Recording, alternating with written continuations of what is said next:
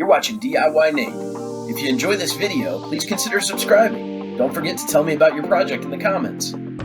Alright friends, on this episode of DIYNate, I have some Ryobi 40-volt batteries that are giving me a hard time, and in fairness, I did buy these off of Marketplace, and my current issue is they are both blinking with the light of death, indicating that they are defective in some way or having some issue, and I'm hoping the issue is just needing a reset. So I've seen some videos online about people how they've reset their batteries. A couple of the challenges with this, I do have two chargers, and I've tried both with the different chargers. I'm not sure if the chargers are the problem or the battery, but I'm going to go ahead and guess the battery since I've kind of mixed and matched and I haven't gotten any different results. So with this battery, what we're going to end up taking these screws out, getting into the panel here, and then we're going to use a wire with electrical tape wrapped around it to try and reset the link in between there. There's going to be two little pinholes that have to both be pressed at the same time to kind of bridge the circuit or just reset it somehow. I don't exactly know how that works.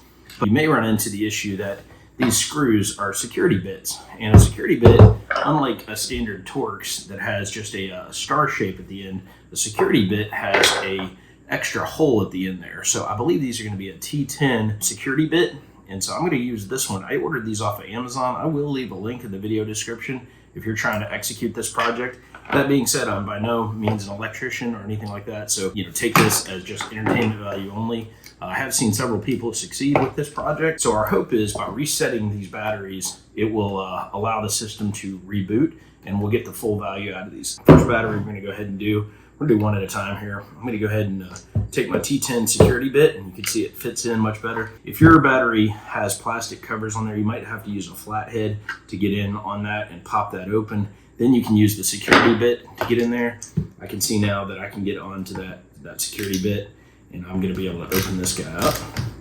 Again, use caution when you're working with electricity. Even though these are batteries, they are 40 volts, so there's some heavy juice in these things, and we want to be careful we don't hurt ourselves or electrocute ourselves or anything like that. You might find that you have to pry this plastic cover off, or I've seen some people run a cut across the top just so that they can access it. I think I'm going to cut it, so we'll see how that looks once we get the security bits out of there.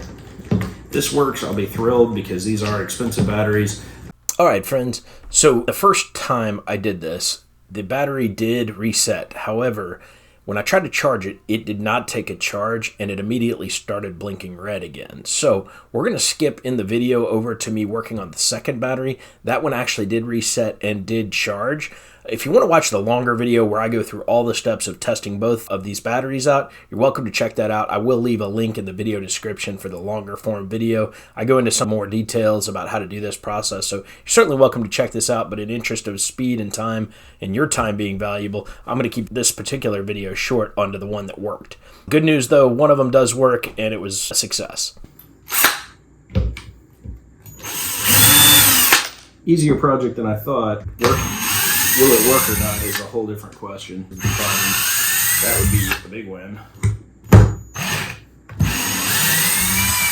So we got our screws off there. Now in this case, we're going to go ahead and we're going to strike across this line so that we've got access to the innards of the battery. If you're doing this though, remember you're probably voiding your warranty by accessing this panel.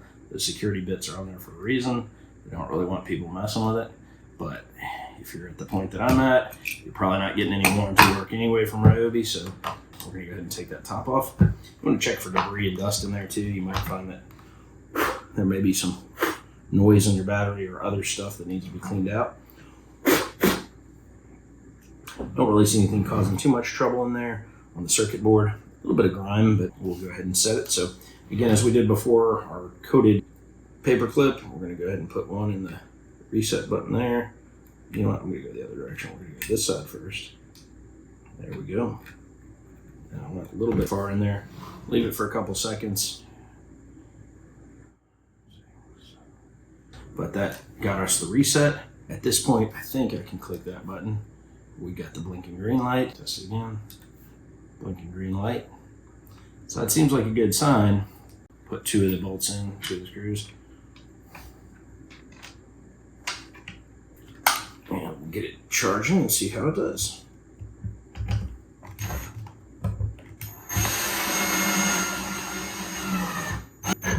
Let's just see if we're blinking one time green. We are. So that's a good sign. One blink green gives us the impression that we should be okay to charge. We'll find out shortly. Got plug them in, wall outlet covered, connected. Let's just see, we've got a red button there. We're gonna come up here and pop this guy over. Blinking green. On the top, we're blinking green. I'll leave this guy alone and fingers crossed he will charge. Still blinking green, that's a good sign. We'll let him do his thing and not mess with him. Fingers crossed. We'll find out soon. We're gonna let this guy run for a bit and deal with some other projects, and we'll come back in a bit. All right, so our charging is underway with this one.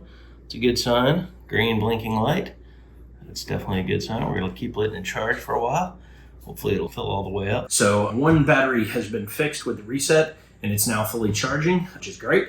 The other one is not taking a charge as it stands. Right now, I'm pretty confident I'm only gonna be able to save one of these two batteries. Being able to save one of these two is actually a win in my book, and also made for a good video to show you how to do it and my success. The other one being broken and defective. It is what it is. You know, sometimes you're not gonna be able to salvage all of them, but it might be worth a try before you put them in the dump. So if this video helped you out, don't forget to leave a like, comment, and subscribe. Have a great day.